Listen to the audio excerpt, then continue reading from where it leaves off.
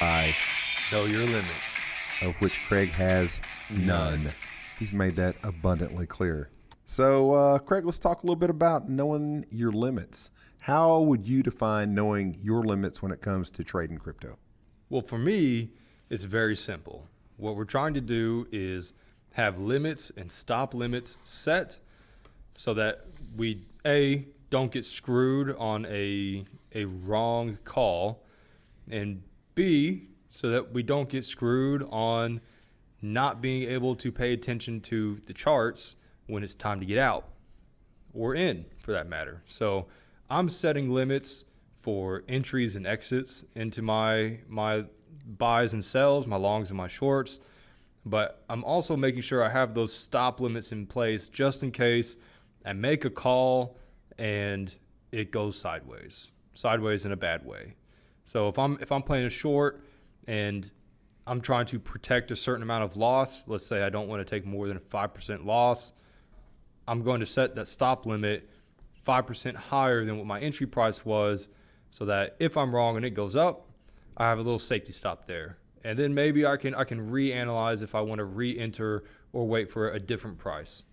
So, with knowing your limits, one of those limits you would say would be your trading limits, setting those ahead of time, part of your plan, initially going in, trying to find where your entry and exit is going to be. Yes, for every trade, when I'm making my plan, knowing where I want to put limits, if I put them at all, is a definite part of the factors that come into that plan. What do you use when you're not setting limits? Why would you not set it? I wouldn't set a limit if I'm absolutely convinced that this trade is going the way that I want it to. And if I'm wrong, I don't feel like I'm going to be wrong by very much. So, for example, this week I had a short on Maker, and I was convinced that 1100 and potentially 1150 was going to be the top for Maker's run. The RSI was well over 70 on 3 different candlestick links. There was a previous resistance from way in the past that was around this point. We're coming off almost doubling the price of Maker in a couple of months. And to me, that screams short, short, short. So if I happen to be wrong by 5%, I don't want to get out of that trade because I feel like that could very well be the top. So if I'm in at 11 and I set my limit at 1155, I don't want to get out at 1155 and take that 5% hit because I'm still convinced it's coming down. So I still want to be in the trade. That's when I'm not going to set a limit. But if I'm somewhat convinced of a trade and I'm willing to risk it, I'm setting that limit as my just in case. So there are times in there when only 2 of the 3 RSI measures are hitting your requirements is when you feel less comfortable. Yeah, it could be that, or maybe I'm not seeing a clear support for a long or a clear support for a resistance, or maybe something tanked, but there's bad news that came out on it, and I think maybe it'll rebound, but maybe it doesn't. You know, there are certain things where I admit to myself that I could be wrong. And then there are certain times where I'm not willing to admit that. And if I'm not willing to admit it, then there is no limit. So part of this is knowing hubris. What about your financial limits? How much you're willing to put in, how much you're willing to risk or invest altogether? Well, I think that's very individual. For me, it depends on the time of year, I guess. I mean, sometimes I'm willing to put it all into the margin account and make a call. I don't usually, like the financial limit that I will put on myself is how much I multiply in my margin, right? I'm never going to 10x on a call. That's way too little room for error. You know, you're talking 10% in the wrong way and I'm liquidated. It's not even 10% because on KuCoin it's at 97% debt ratio. So I have 7%. I have about 7% to move and I'm screwed. And that's way too much to risk. So 5 is kind of my upper limit. I'm very comfortable doing margins around 2 or 3 because I'm still moving double or triple the money I have. And that's pretty significant. Yeah, that's what I'm looking for too. The last one for me on the knowing your limits is, what is your own emotional and or psychological limits? How well are you going to handle that pressure when you've got your money on the line, when you're feeling squeezed or feeling pressured to go ahead and get out, or just take that money early even though you think it could still go up? So knowing what your own emotional and psychological limits are will help you go ahead and set the trading limits so that you don't have to, you take the emotion out of it, which is what most traders don't do. And that's why we get those wicks like we do. Yeah, the emotional limit is going to be based on how convinced I am as well. Again, if I'm absolutely convinced this is the call, maker at 1100, 1150 for a short, then I'm willing to ride that wave. If it would have pushed to 1200, I'm not out. I'm probably doubling down at 12 because I'm convinced. But again, you're looking at something with a couple potential red flags. The limit's there, I'm out. Okay. Well, let's discuss the challenge a little bit for new listeners. Craig and I have a crypto challenge that we're doing each week. We are investing $100 per week. It's something that most people can do. It's a very acceptable limit of risk for he and I. So we're putting $100 a week into the market. We have the option to buy, sell, trade, bot, margin long, margin short, futures, there, and even keep it on the side. So there's nothing that we can really not do with it other than we have to put the money in the market each week. So at this point, Craig and I are both up, more or less. Craig's struggling a little bit with the bots who have not performed in the positive so much, but have definitely limited his risk on the way down. I played a lot in the margin early on, got ahead, and then moved a significant amount over to my trading side, or my spot trading account, where I can keep it there. Most of what I've got into was I don't know. I got into some MATIC, Cardona, BNB, Link, Theta, maybe a little bit of Near. I think it's the other one that I've got into. So most of those I can stake, and that's how I'm looking to manage my risk on the ones that I feel are going to perform well going into the next bull market. So that's kind of my long positions, but those are all stakeable, and that's kind of where I've gone with it. In the last week, Craig and I both went in on a couple of shorts. We shorted some ENS and we shorted sushi. Well, actually, I never did get into sushi. What? I thought you went in on the sushi deal. I was going to, but I was waiting to get out of the ENS. That's what happened. Because we were looking at sushi on the show. Yes. And I called ENS last week at 1865, hoping for it to go down to 1765. And then the bullish buying continued all the way up into 20. And that was one of those times where I had to be pretty convinced that I was right, even though things had went bad. And I never did average in, because again, I was convinced, and I finally got it back down to 1860, took the break even and got out. But that margin call, or that trade, had me on hold for other potential ends like sushi. So once I got out of ENS, that's where I found a maker. And that was my play for this week. I know I called ENS last week. If you had happened to listen to the show a couple hours after we aired it, you would have been right on the money for ENS in the upper 19s. You're welcome. My loss, your gain. But on Maker midweek, I didn't get to make that call on the show.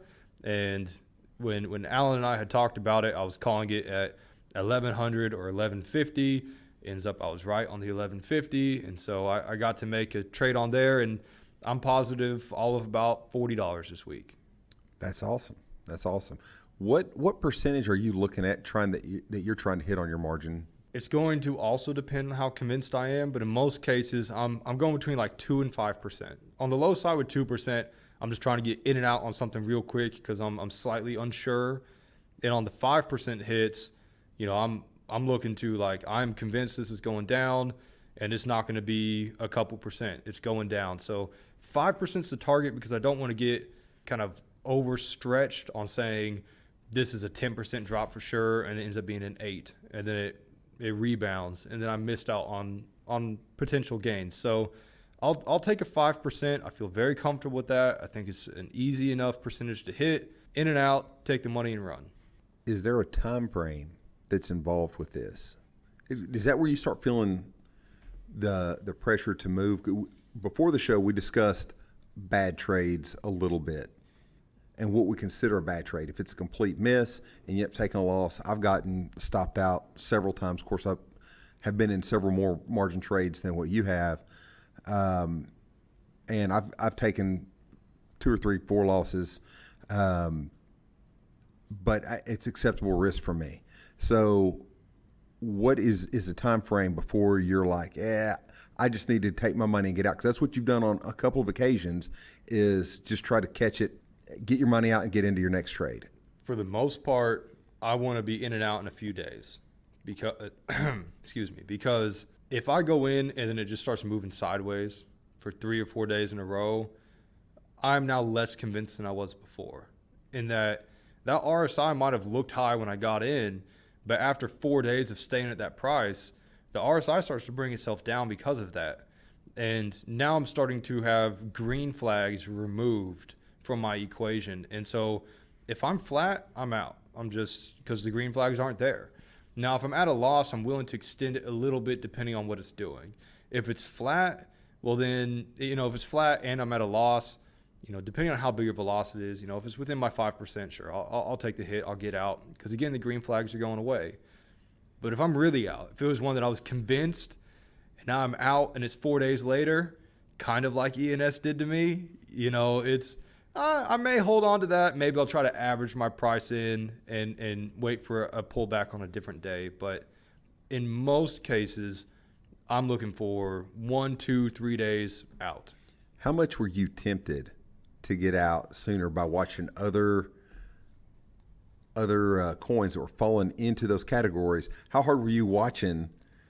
I don't even know. I was locked in on ENS. When I'm in, I understand that the only way for me to want to risk money on other trades is to get out of that trade.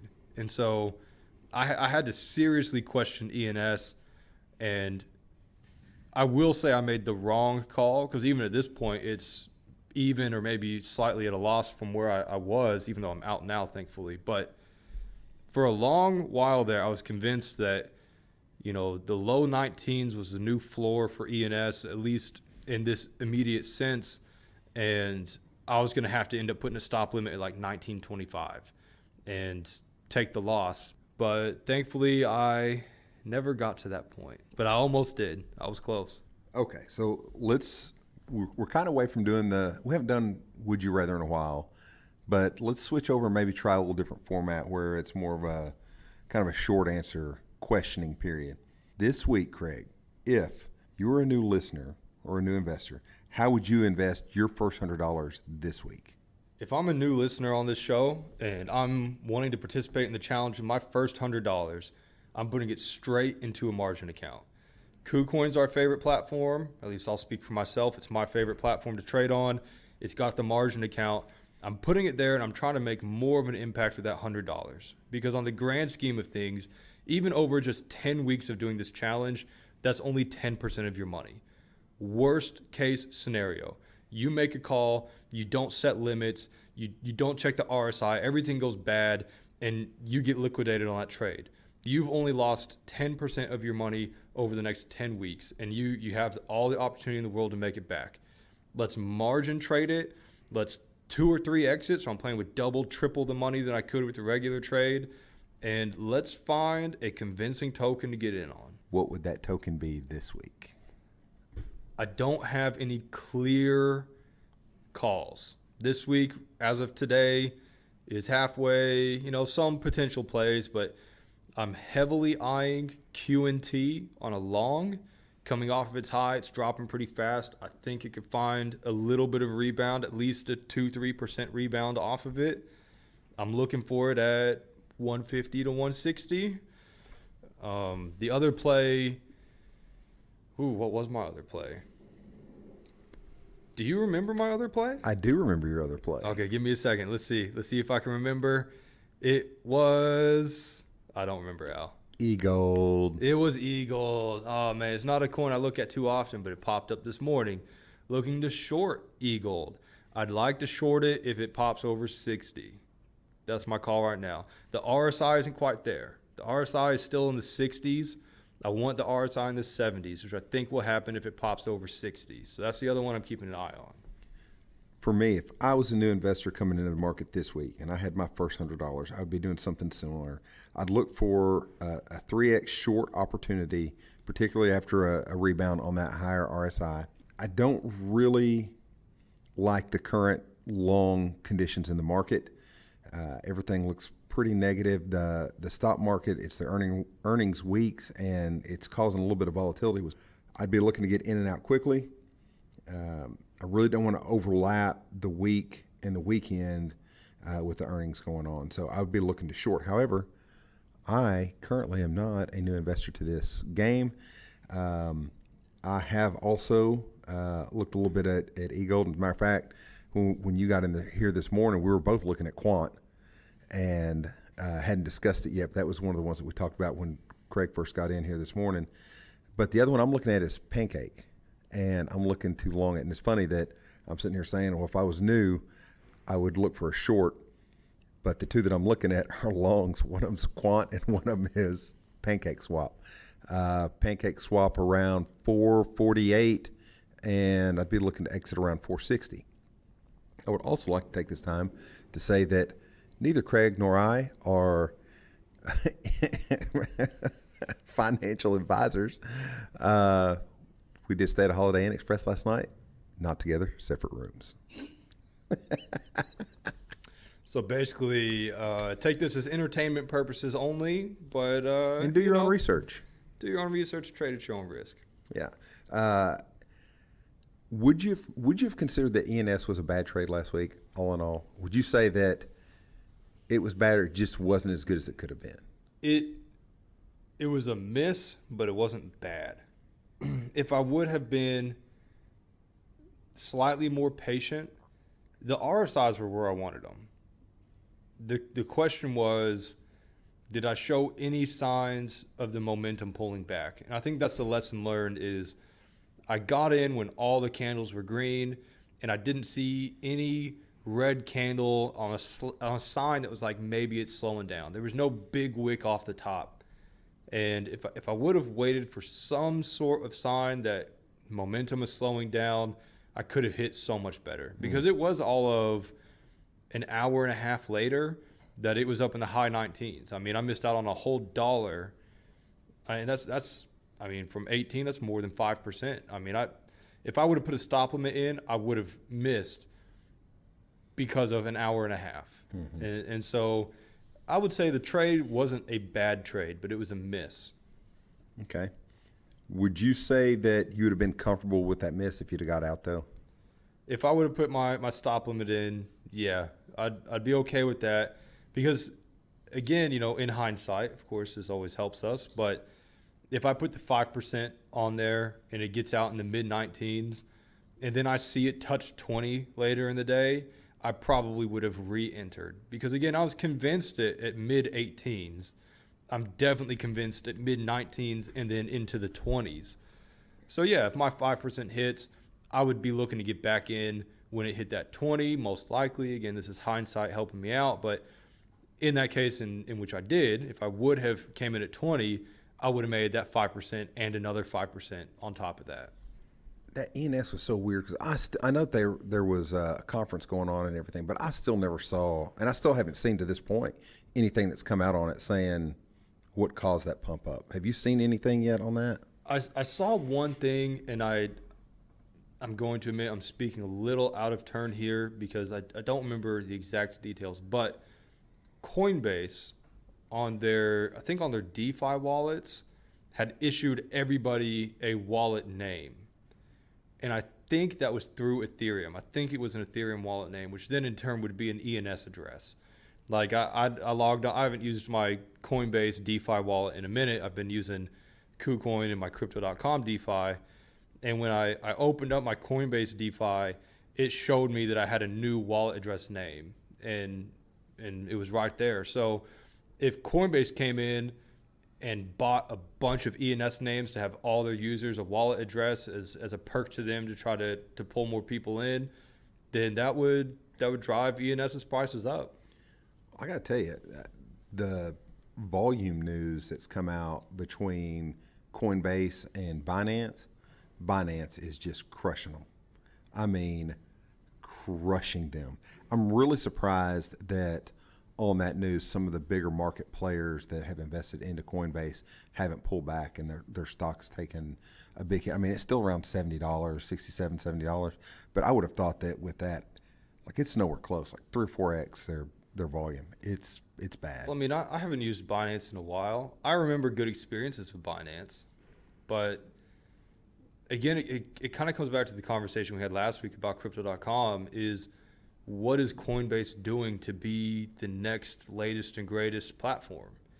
I mean, the only real difference I see from Coinbase and something else on the upside is that they have the Coinbase Earn, where you take the lessons and you get some free crypto out of it. That's the only draw. Yeah, you know what? I haven't even seen anything come across on that in a while either. You can't bot on their platform because it's an exchange in like the truest sense. It is really just straight trading. There's no botting. There's no margin. There's no lending. And the fees are high.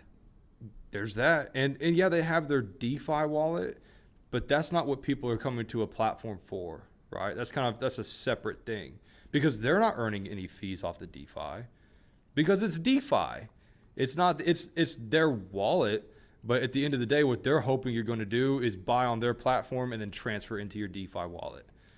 And so, again, what are they giving you? They're giving you some lessons where you can earn $3 of a cryptocurrency. Like, that's not a big draw. It's a draw for people that are new and putting small amounts in. They're like, oh, I put $500 in this wallet and I've earned an extra $10 of crypto taking these lessons. But, outside of that, they don't have anything. Would you rather? Would I rather? Use Coinbase or Crypto.com? If you could only use one. If I can only use one, I'm using Crypto.com. Crypto.com or Binance US? I haven't used that in a while, so I don't know it, so I'll just go with the one I know, and that's Crypto.com. Crypto.com or KuCoin? I'm going with KuCoin. And would you even entertain using Gemini? No. Okay, well. KuCoin's my favorite because it has options. Gemini or Coinbase? I've never used Gemini, so Coinbase just because I know it. I mean, it's even to me. Well, I've used them both. Here's the thing: the fees are high on both. Is the answer. The only reason Gemini's alive is because they're one of the only ones you can use in New York. I mean, really? Well, I'll say, this is would you rather format, so that's why I'm choosing the way I would. But if the question was, which platform do I enjoy using the most, it's KuCoin. If the question was, if I had to be an investor in a platform, which one would I invest in? It's Crypto.com. Ooh. I'd go with Binance. And see, but again, I haven't used Binance in a long time. I don't know. But see, if I'm an investor, if I'm putting money into a company, I want to know everything they have to offer. I can't choose Binance right now because I don't know, right? I'm not putting money into something I don't know. So of what I know, I mean, I'm not going to rehash it again. We talked about it last show. Crypto.com is my play. I think they're looking for the next latest and greatest crypto in the real world. We talked a little bit about the NFT stuff.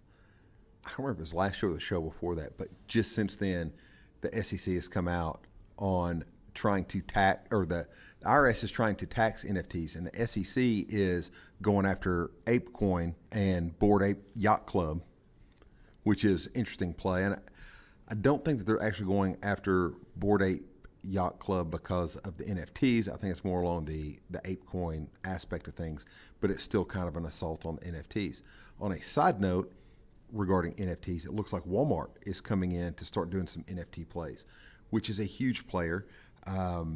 In addition to that, I think that it sounds like they're going to go with MATIC So long term, if you were looking for something play wise with both NFTs and large companies coming into the market, MATIC may be a play. It's also one that I've been investing in for the long term for the challenge, and I'm a fan of MATIC. I think it's a great long term play. It's around 83 cents right now, pretty inexpensive, and I think that there's definitely room to grow with that. You know what coin I was thinking about the other day, and I just can't believe it's fallen off to the side and doesn't get talked about more, is BAT. Yeah, I mean, you look at the Brave browser, and it is the prominent crypto browser. I cannot think of any competitors off the top of my head. Their idea is solid, and a lot of the crypto stuff that's coming out, these apps and DeFi, this and that, they all come out and they show that they support the Brave browser. So it is the name in crypto browsing, and yet you just don't hear about it. It's like it came out, it had its splash, and then it's just there. Well, I mean, that's a really good point. And, you know, I've been doing this for many, many years, and I don't have any BAT left. I sold all mine off during the run-up of the bull market, and I haven't gone back to get back into it. But you're right. There's not a lot of information that's come out of it. After the show, we'll go look it up and see if there's anything interesting that may help benefit us. We'll look up BAT, but our listeners need to go to OpenSea and look up my new line of NFTs, the zombie dogs. I call them Zom dogs for short, but you know, I decided I was going to have some fun. Made some NFTs. I wanted a category. I thought, what do I think looks cool? Zombie animals. So I made a line of zombie dog NFTs. If you go to OpenSea and you search for Zom dog, all one word, ZOMB dog, you'll probably have to sort by relevance, or not by relevance, but by recents, because there's other people with the same title, unfortunately. You'll see my stuff, and I think they look pretty sick. I think you should expand it and basically get one of every breed of dog. I could look into that. Right now I have the original Zom dog. I don't even know what breed it is. It just looks like a mutt. I don't know. It looks really cool though. But we got a German Shepherd. We got a Pit Bull. We got Chihuahua. There's a Beagle, a Doberman, a Poodle. I got all sorts of Zom dogs on there, and they're cheap. I'm not trying to make a lot of money off this. I just want to make an NFT line.